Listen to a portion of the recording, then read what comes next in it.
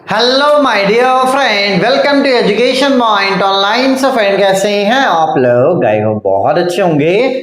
मेरे प्यारे बच्चों, आज हम लोग बात करने वाले हैं इंफॉर्मेशन टेक्नोलॉजी ब्रांच के सिलेबस एंड क्लास अनाउंसमेंट के बारे में फॉर आरजीपीबी यूनिवर्सिटी भोपाल। ऐसा मेरा प्यारा बच्चा जो अपना बीटेक आरजीपीबी यूनिवर्सिटी भोपाल से एफिलिएटेड किसी कॉलेज से कर रहा है और जिसका ब्रांच इंफॉर्मेशन टेक्नोलॉजी है। तो देखो बेटा, आईटी ब्रांच के बच्चों को बीटेक के थर्ड सेम में कौन कौन सा सब्जेक्ट पढ़ना पड़ता है और कौन सा सब्जेक्ट कैसा है बेटा, आज के इस वीडियो में हम लोग बात करने वाले हैं। देखो बेटा, एक बात आप समझना, अगर आप ढंग से देखोगे ना तो अब जाकर आपकी जो इंजीनियरिंग है वो स्टार्ट हो रही है। क्योंकि इससे पहले जो आपका फर्स्ट ईयर था उसमें आपने ग्राफिक्स पढ़ा, फिजिक्स पढ़ा, केमिस्ट्री पढ़ा, इवन बेसिक सिविल, बहुत ऐसे सब्जेक्ट्स पढ़े जिनका आपको कोई भी काम नहीं था। तो देखो, फर्स्ट ईयर बेसिकली ऐसा होता है बेटा कि बच्चों को सेटल करवाने के लिए कॉमन सब्जेक्ट रखा जाता है कि बच्चे जहां पर आ रहे हैं वहां पे सेटल हो जाए, अपने यूनिवर्सिटीज को, अपने पैटर्न्स को वो जान ले। तो अब आप सब कुछ जान चुके हो, अपने यूनिवर्सिटी को, एग्जाम के पैटर्न को, अब आप सबके साथ क्या हो चुके हो बेटा, फैमिलियर हो चुके हो। तो अब जाकर जो आपका इंजीनियरिंग है ना बेटा, वो स्टार्ट हो रहा है। और मुझे बहुत दुख के साथ ये कहना पड़ता है बेटा, बात समझना, बहुत दुख के साथ ये कहना पड़ता है कि ये जो आपका सेकेंड ईयर है, ये क्या है बेटा, एक तरह से बेस है। आपके जो भी सपने हैं, आपके जो भी अरमान है, जो भी करियर है बेटा, उसका बोझ यही उठाता है सेकंड ईयर। क्योंकि यहीं से क्या है बेटा, जो आपका इंजीनियरिंग है ना वो स्टार्ट हो रहा है। यहां से आप अपने कोर सब्जेक्ट को पढ़ोगे। तो जब घर बनता है मेरे प्यारे बच्चों, तो देखना घर एक नीचे आपका बेस बनता है ना, अपन गड्ढा खोदते तो ये बेस दिखता नहीं है, लेकिन पूरा घर का भार यही लेकर रखता है। तो आप खुद सोचो कि अगर आपका बेस वीक होगा तो क्या आप इसमें अपने सपनों का महल खड़ा कर सकते हो? ये सवाल मैं सिर्फ आपसे पूछ रहा हूं, जवाब आप खुद ही अपने आप को देना कि अगर आपका बेस वीक है और आप चाहोगे कि मैं बहुत आगे चल के बहुत अच्छी जगह चले जाऊं, बहुत अच्छी जगह प्लेसमेंट हो जाए, तो क्या ये पॉसिबल है? अगर आपका बेस ही वीक है बेटा, तो आपको लगता है कि आपका करियर आगे जाएगा? तो मैं सभी बच्चों से रिक्वेस्ट करूंगा कि अब जो आपका माइंडसेट है ना, उसको थोड़ा सा आपको चेंज करने की जरूरत है। जो बच्चा ये सोचता है ना कि वो सिर्फ पास होने के लिए पढ़ रहा है, तो भाई इतना आप समझ लो कि आपने ऐसा ब्रांच लिया जिसमें सब्जेक्ट एक आधी दो है, जिसमें बैक लगते, बैक वैक का उतना कोई खेला नहीं है, लेकिन आपका माइंडसेट सिर्फ पास होना है। तो आगे चल के आप लिख कर रख लो कि प्लेसमेंट नहीं होने वाला। और अगर आप जैसे जैसे प्लेसमेंट कर भी लोगे, क्योंकि भाई आप आईटी ब्रांच में हो, और मुझे सिंपली एक बात पता है, ज्यादा तो मैं नहीं बोलूंगा, मुझे इतना पता है कि अगर कोई प्रोग्राम 99% भी सही है ना तो वो रन नहीं कर सकता। उस प्रोग्राम को 100% सही करना पड़ेगा, है ना। और भाई आप जब कोडिंग वगैरह करोगे, कुछ भी डेवलपमेंट करोगे, तो आपको खुद करना पड़ेगा। थोड़ा बहुत आप हेल्प आउट जरूर ले सकते हो, ठीक है। तो मैं आप सभी से रिक्वेस्ट करूंगा बेटा कि ये जो माइंडसेट है इसको आप चेंज कर लो, वरना आगे चल के मैं बता रहा हूं सीएसआईटी में अभी अभी से जो सिचुएशन है ना, अभी तो आप 3 साल बाद पास आउट करोगे, तो सिचुएशन बहुत खराब होती जा रही। उस सिचुएशन में अगर आपको नहीं फंसना है तो आप अच्छे से पढ़ो, एक रूटीन से पढ़ो, साथ ही साथ स्किल्स पे भी अपन काम करेंगे। मैं बस आपको एक अच्छी आदत दिलाने की कोशिश कर रहा हूं कि भाई साहब आप एक अच्छी आदत डाल लो। अगर आपका माइंडसेट सिर्फ पास होने के लिए, तो आप लिख कर रख लो, आगे चल के आपको बहुत सारा दिक्कत होने वाला है। लेकिन अगर आप अभी से मेहनत करोगे ना, तो मेहनत करने वाला इंसान अपना रास्ता खुद ही बना लेता है, उसे किसी दूसरे के रास्ते की जरूरत नहीं पड़ती है। हाँ, सहारा जरूर लगता है, जैसे मैं एक सहारा हो चुका हूं, मैं एक रास्ता नहीं, रास्ता आप खुद ही बनाओगे, ठीक है। चलिए भाई साहब, तो सबसे पहला पॉइंट क्या है? सबसे पहला पॉइंट ये है कि अब जाकर आपकी इंजीनियरिंग जो है वो स्टार्ट हो रही है, ठीक है। अब यार देखो, बच्चे कहां चूक जाते हैं, इस बात को समझना। आप एक रूटीन बनाओ, ठीक है, आप एक प्रॉपर रूटीन बना लो कि मंडे से लेकर फ्राइडे तक, भले वो रूटीन 2 घंटे का हो, वो रूटीन 3 घंटे का हो, कॉलेज से आने के बाद वो रूटीन 4 घंटे का, ये आप डिसाइड करो। लेकिन आप जो भी रूटीन बनाओगे, अगर मान लो आपने एक रूटीन बनाया 2.5 घंटे का, तो भाई 2.5 घंटे के रूटीन को ना आपको फॉलो करना है, ठीक है, एकदम strictly Monday to Friday follow करना ही करना है भाई साहब। मंडे टू फ्राइडे आपको फॉलो करना ही करना है, ठीक है। अगर आप रूटीन से नहीं पढ़ रहे हो तो कहीं ना कहीं आप पीछे रह जाओगे। आजकल के बच्चों को मैं देखता हूं, एक दिन पढ़ने बैठे 10 घंटा पढ़ लिए, 3-4 दिन फिर पढ़े ही मत, ये काम मत करो भाई।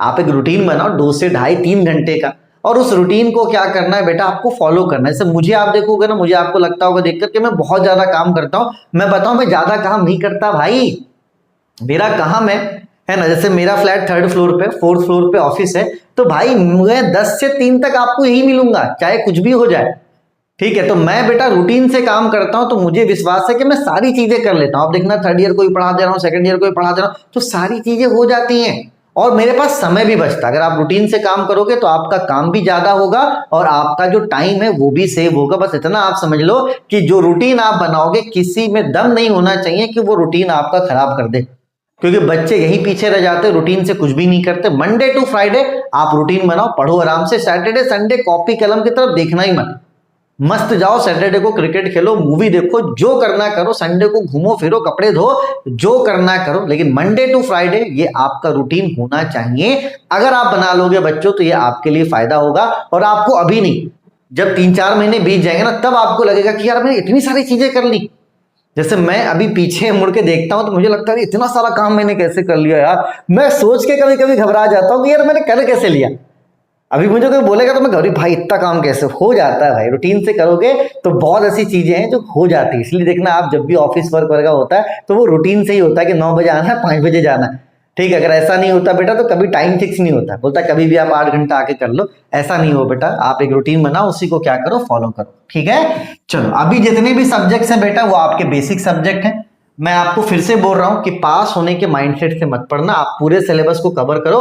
हर सब्जेक्ट का अपना एक इंपॉर्टेंस होता है, ठीक है। और आपका ये मान के चलो फर्स्ट ही सेमेस्टर है, क्योंकि इंजीनियरिंग अभी स्टार्ट हो रही है ना भाई साहब, तो सारे सब्जेक्ट आपके इंपॉर्टेंट है। तो पास होने के माइंडसेट से मत पढ़ना भाई, अच्छे से समझकर पढ़ने का माइंडसेट आप बनाओ, ठीक है। आपकी कोडिंग जर्नी भी मैं ही स्टार्ट करवाऊंगा, बिल्कुल परेशान आपको नहीं होना, ठीक है। और भाई इसको अवॉइड करो जो आप लोग लास्ट मोमेंट में, ठीक है, फर्स्ट ईयर चलता है कि आपने फर्स्ट ईयर में लास्ट मोमेंट प्रिपरेशन किया, अच्छी बात है, लेकिन भाई साहब सेकंड ईयर में थोड़ा दिक्कत हो जाएगा। पास तो आप हो जाओगे, लेकिन भाई आगे पास होना मकसद नहीं है ना, आपको अच्छी जगह प्लेसमेंट तो चाहिए होगा ना।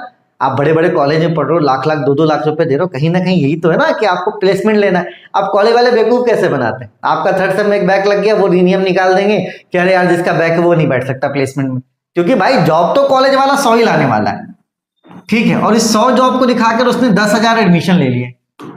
अरे अलग अलग नियम से छांटता है भाई। आप एक सिंपल सी बात समझो, जब आप प्लेसमेंट में बैठोगे तो पता वहां पे बोल देगा कि जिसका 60% नहीं है, ठीक है, 12 में, वो प्लेसमेंट में नहीं बैठ सकता। तो भाई जब आपका 60% वाला 12 में नहीं है, प्लेसमेंट में नहीं बैठ सकता, तो वैसे बच्चों का तुमने एडमिशन ही क्यों लिया? तुम्हें वैसे बच्चों का एडमिशन ही ले लेना चाहिए था। आप एडमिशन 55% में भी ले रहे हो और प्लेसमेंट के लिए क्राइटेरिया रख रहे हो 60%, ठीक है। अब आप खुद सोच लो कि कैसा गेम होता है, ठीक है। तो भाई मैक्स टू मैक्स 100 बच्चों का ही प्लेसमेंट, किसी बड़े बड़े कॉलेज की बात मैं कर रहा हूँ, छोटा कॉलेज तो कहलाता ही नहीं है। बड़े कॉलेज में 100 से 200 ही सीट आते हैं भाई साहब प्लेसमेंट के लिए, और उसमें वो 10,000 एडमिशन लेकर रखा है। अलग अलग बहाने से बच्चों को छांटता है, ठीक है। तो भाई आप वो कारण मत बनो कि यार इस वजह से मुझे छांट दिया गया। आप तो अच्छे से मेहनत करो, सारे पेपर को क्लियर रखो, अपना बेस स्ट्रांग रखो। कॉलेज से प्लेसमेंट नहीं भी होता है तो आगे चल के कहीं ना कहीं आप इंटरव्यू देकर प्लेसमेंट ले लोगे, ठीक है ना। चलिए भाई साहब, इस बार टारगेट अपन मिड सेम 1 और 2 को करेंगे, क्योंकि अगर मिड सेम में आप अच्छा स्कोर करते हो ना बच्चों, तो जो आपका फाइनल पेपर है, अगर एक आध पेपर खराब भी चला जाता तो पेपर आपका क्लियर हो जाएगा, है ना। ओवरऑल पेपर जो है वो आपका क्लियर हो जाएगा, क्योंकि मिड सेम के जो मार्क्स है बेटा वो फाइनल एग्जाम्स में जुड़ते हैं। तो इस बार आपको ये टारगेट करना है कि कम से कम मिड सेम में अच्छे मार्क्स आप लेकर आओ, क्योंकि अगर मिड सेम में अच्छा मार्क्स लेकर आओगे तो फाइनल एग्जाम में टेंशन नहीं रहेगा। पेपर कैसा भी आए आप आराम से चीजों को कवर अप कर लोगे, ठीक है ना। चलो भैया, ज्ञान की बातें बहुत हो गई। क्या है? एनर्जी इन्वायरमेंटल, पता नहीं क्या है, इसको काट दो। इसको एग्जाम से 3 दिन पहले पढ़ना, खत्म करो, ये है ही नहीं, ठीक है बेटा। चलो, सबसे पहला जो आपका सब्जेक्ट होने वाला है वो है आपका डिस्क्रीट स्ट्रक्चर, जिसको मेरे प्यारे बच्चों हम लोग डिस्क्रीट मैथमेटिक्स भी कहते हैं, ठीक है। क्या कहते हैं बेटा? डिस्क्रीट मैथमेटिक्स भी कहते हैं। और इसमें क्या है मेरे प्यारे बच्चों, कंप्यूटर साइंस और आईटी के लिए, जैसे सीएस आईटी का मेरा प्यारा बच्चा, जो बेसिक मैथ्स है, जो ऑपरेशंस वगैरह लगते हैं, है ना, जो बेसिक मैथ्स है बेटा, वो यहां पर आपको डिस्क्रीट स्ट्रक्चर में पढ़ना पड़ता है, ठीक है, जैसे ग्राफ आप यहाँ पर पढ़ोगे, सेट रिलेशन भी है जो आपने 11th में पढ़ा था। तो CSIT ब्रांच के लिए जो बेसिक मैथमेटिक्स की जरूरत होती है ना बेटा, वो डिस्क्रीट स्ट्रक्चर में आप पढ़ोगे। ठीक है, अगर आपको डिस्क्रीट स्ट्रक्चर का नॉलेज नहीं है बेटा, तो आगे चल के आप बहुत ऐसे सब्जेक्ट है जिसमें आप फंस जाओगे। ठीक है, जैसे अगर आप डिस्क्रीट स्ट्रक्चर अच्छे से पढ़ोगे तो इसका हेल्प आपको कहां पर मिलेगा, डेटा स्ट्रक्चर में मिलेगा। ठीक है, डिस्क्रीट स्ट्रक्चर अच्छे से पढ़ोगे एकदम, साथ ही साथ आपको हेल्प डेटा स्ट्रक्चर में मिलना स्टार्ट हो जाएगा। आगे चल के एडा वगैरह भी है तो उसमें भी आपको हेल्प मिलेगा। और डेटा स्ट्रक्चर में क्या है मेरे प्यारे बच्चों, जो आपका बेसिक एल्गोरिदम्स वगैरह है ना, वो आपको इसमें पढ़ना है। डेटा स्ट्रक्चर में जो आपका बेसिक एल्गोरिदम्स वगैरह है उसमें आपको पढ़ना है। ठीक है, चलो उसके बाद तीसरा सब्जेक्ट क्या है, object oriented programming and methodology. इसमें क्या है बेटा, बेसिक टूल्स आपको पढ़ना पड़ता है जो यूज होता है मेरे प्यारे बच्चों कोडिंग वगैरह में। ठीक है, तो इसमें आप बेसिक टूल्स वगैरह पढ़ते हो इस सब्जेक्ट में। ठीक है, और उसके बाद लास्ट सब्जेक्ट है डिजिटल सर्किट एंड सिस्टम। भाई थार्ड सब्जेक्ट है। ठीक है, और ये समझ लो कि जो इलेक्ट्रॉनिक्स आपने पढ़ा था ना, किसमें, BEEE में, तो इलेक्ट्रॉनिक्स का मेरे प्यारे बच्चों ये एक्सटेंशन है। ठीक है, और आपको इसको समझ के पढ़ना पड़ेगा। ये तो लास्ट मोमेंट वाला, इसमें कोई सब्जेक्ट ही नहीं है, सारे सब्जेक्ट अच्छे हैं, बेसिक सब्जेक्ट हैं। अब जैसे आप सोच लो आगे चल के आपको एक माइक्रो प्रोसेसर बनाना है, और माइक्रो प्रोसेसर में 32 पोर्ट्स से ज्यादा पोर्ट्स होते हैं भाई, है ना। किसी माइक्रो प्रोसेसर में 64 पोर्ट्स होते हैं। अब आपको पता होना चाहिए कि 64 पिन है, तो 64 पिन का क्या काम होने वाला है। तो अगर आप ये वाला सब्जेक्ट नहीं पढ़ के रखे हो तो आगे चल के जो भी आपके सर्किट्स वगैरह है, आईसी है, माइक्रो प्रोसेसर है, वो भूल जाओ कि आपको कुछ भी समझ में आने वाला है। अगर आप डिजिटल सिस्टम का नॉलेज नहीं रखते हो तो आगे चल के इलेक्ट्रॉनिक से रिलेटेड जितने भी हैं, है ना, रैम में कितने पोर्ट्स होते हैं, किसका क्या काम है, भूल जाओ कि वो आपको समझ में आने वाला है। इतना आप समझ लो। डिस्क्रीट और डेटा आपको आइडिया नहीं है तो आगे भूल जाओ कि आप एडा वगैरह भी पढ़ सकते हो। तो कहीं ना कहीं ये सारे बेसिक सब्जेक्ट्स हैं। और भाई साहब इस बार मैं कोई भी इंपॉर्टेंट वगैरह नहीं बताऊंगा, आपको पूरा सिलेबस पढ़कर जाना है। भूल जाओ, वो वाला गेम नहीं चलेगा कि मैं इंपॉर्टेंट बताऊं, कुछ नहीं भाई साहब। RGP भी वैसे ही पागल हो गया है ना। इस बार एडा में इतना घुमा घुमा कर क्वेश्चन पूछा तो बच्चे पढ़कर नहीं जाते। ठीक है, और बच्चे फिर बोलेंगे अरे सर सिलेबस से बाहर का क्वेश्चन था। ठीक है, तो मैं डीमोटिवेट नहीं करना चाहता हूं आप लोगों को, लेकिन इतना बोलूंगा कि आपके पास टाइम है, आप अच्छे से पढ़ो। मैं आपको कोई बर्डन नहीं डाल रहा हूं, कॉलेज से आओ, है ना, 2 से ढाई घंटा बस आप रेगुलर पढ़ लो। उसके बाद आप देखना कि आपके अंदर कितने चेंजेस आ रहे हैं। ठीक है बच्चों, चलिए तो यहां पर क्या क्या चीजें मैं करवाने वाला हूं बेटा। डिस्क्रीट स्ट्रक्चर मैं पढ़ाऊंगा ऐप पर, डेटा स्ट्रक्चर सचिन पढ़ाएगा ऐप पर। ठीक है, डिजिटल सर्किट एंड सिस्टम ये मैं पढ़ाऊंगा ऐप पर, और ये आदित्य पढ़ाएगा यूट्यूब पर फ्री। ठीक है, पूरा सब्जेक्ट मैंने पढ़ा दिया। अब मेरा टेंशन खत्म। अब आप भैया पढ़िए, अच्छी बात है, नहीं पढ़िएगा तो मुझे मतलब वैसा कोई टेंशन नहीं होगा। पहले बड़ा टेंशन होता था कि अरे यार मैंने ये नहीं पढ़ाया, वो नहीं पढ़ाया।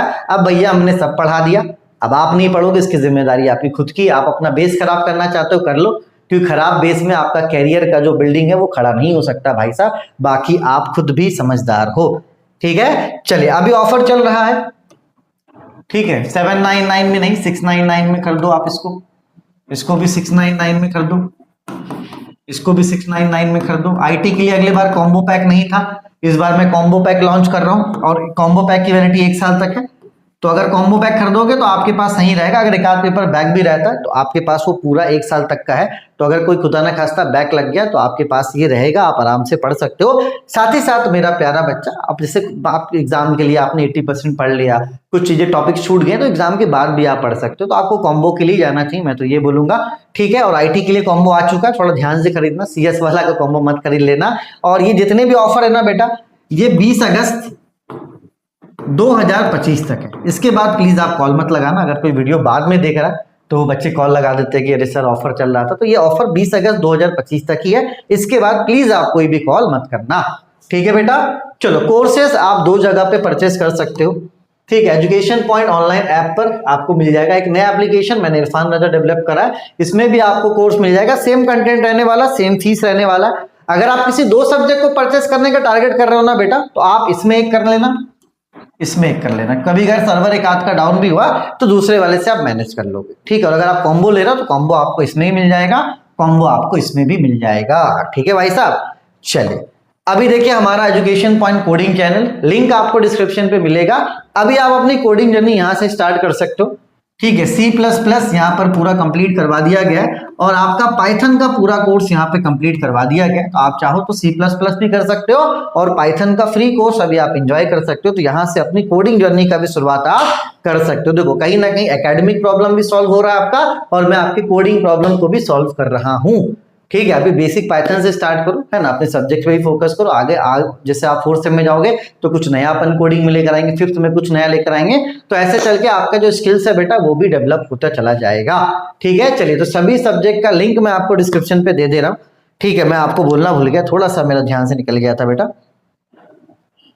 जैसे इसका डेमो अवेलेबल है, डिस्क्रीट स्ट्रक्चर का आप ले सकते हो, डेटा का डेमो अवेलेबल है।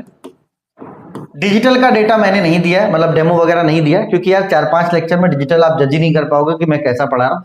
कम से कम 20 से 25 लेक्चर देखोगे तभी आपको आइडिया होगा। हाँ, लेकिन इतना है कि मैंने मन से पढ़ाया है। ठीक है, मैंने खुद एक एक चीजों को समझाया है बेटा। तो आप बेटा बिल्कुल परेशान मत हो, आराम से आप डायरेक्टली कोर्स परचेस कर सकते हो, कोई भी दिक्कत वाली बात नहीं। चलिए, तब तक अपने और अपनों का खूब ख्याल रखिए। Take care, bye bye, Tata.